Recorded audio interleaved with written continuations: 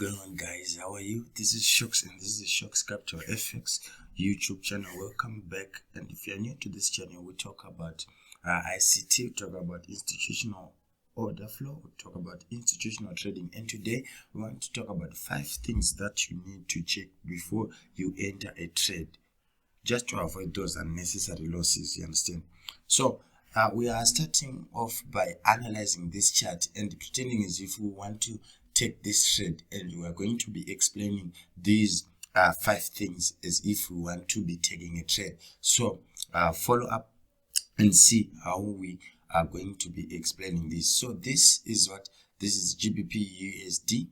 This is GBP USD, and as you can see, we are on the H4, and we are going to be using this as our order block. So if we mark it out like that, okay, let's just add a box there so that you can just mark out using a box. So we have this one rectangle, the blue rectangle, right? This is our order block, right? Let's just change it to yellow so that we can clearly see what's clearly happening here. So we have this as our order block, and we have come to this after liquidity rate at this particular highs. We have this high, and we also have that other high that price did take, right?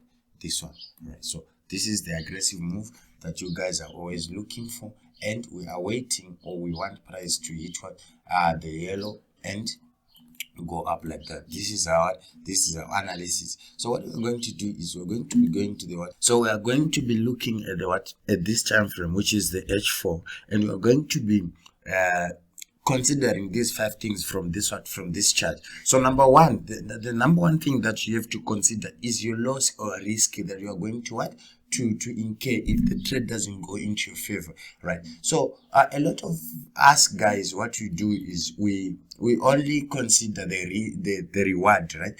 We totally forget about the loss, and this happens, and you end up being surprised by what the market is going to give you, or if you make a loss, you are going to be surprised that I've lost this much and so. But it's something that you should have considered before you entered a trade. So this, what you do is you come, and if you are an order block trader, I'm just going to be using this example so that you know exactly what you're doing. So this doesn't change even if you go to the M15 and you have an order block like this. You want to enter a trade, you are just going to measure the risk, and as you can see here, this is 32 pips, right? So you measure the risk against the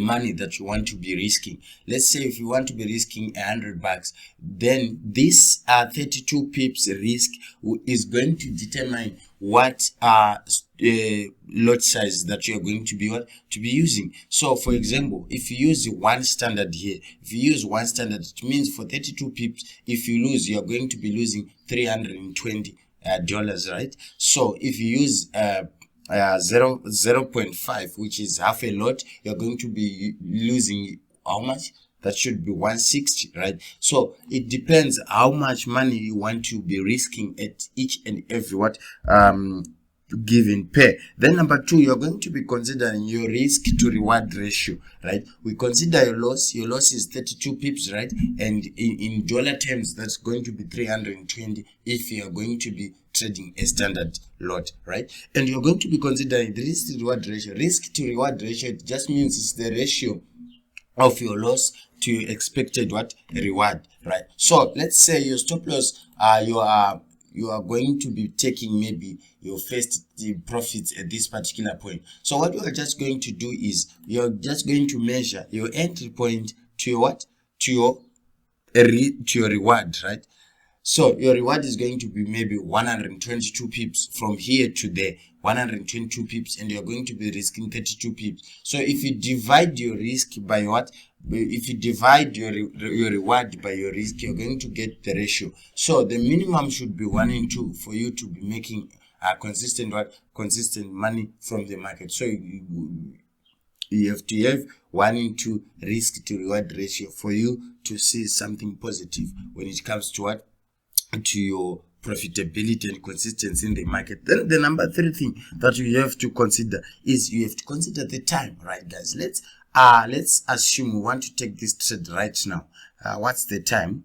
the time is what, 1600 hours, right? Let's say this particular setup is keys the what, the yellow zone, or the what, the order block, right? And the time is 1600 hours. You have to consider that you are now in the what, in the New York session, right? In the New York session, you are going to be seeing that the pairs that have USD CAD are the ones that are going to be moving more compared to the ones that are maybe Asia based or something like that. So the best thing that you can do is you have to trade in London session and New York session. Those are the two sessions that are going to give you a lot of movement, because there's more liquidity in those two sessions for you to trade. So for example, you're trading GBP USD. It's pointless for you to be trading during Asia, because the liquidity or the vast liquidity of these pairs is found in what, in London and in New York session. So these are the things that you have to know and that you have to consider before taking a trade. And you have to decide, if you are in Asia and you see a beautiful setup, and you have to decide if you want to take that trade or not, because sometimes it's just going to be what, just going to be consolidating trading from one area to another, no meaningful what, movement. So you have to be trading in the London and in the New York session. Then the number 3 thing that you have to consider is news releases. You are trading GBP USD, you can't be trading the same way you trade if there's no news, and maybe you are expecting CPI news, NFP news, FOMC. You have to maybe reduce your risk. And if you are trading, if you're someone who doesn't like risk, you can just stay out. If there's news, you have to stay out, and you don't have to be surprised when you see some odd movements on your chart because you didn't know there was news, right? You don't have to be surprised. So to remove that element of surprise from your trading, you just have to stay away from news trading. You understand? So that's what you are doing, right? Then last thing that you have to consider, guys, before you enter a trade is the broker that you are using, right? I'm using Mugen Markets. I like it. Very, very tight spreads. I'm telling you guys, I haven't seen a broker that have those type of spreads.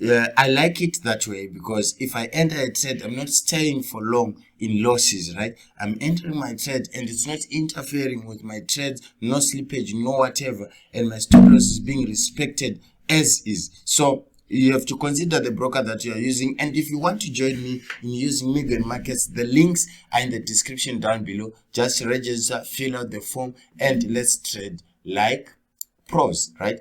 So after you registering, get in touch with me and I will add you to our Signal group, where we send alerts every time and we can actually trade together. You enter the trades that I will be entering every day from Monday to Friday as we trade. So guys, this is the 5 things that I wanted you guys to know and to consider before you enter any trade. So guys, I hope this was very helpful, and I hope to see you in the next video. Cheers. Trade what you see. Shocks, I'm out. Hands to the head. Salute.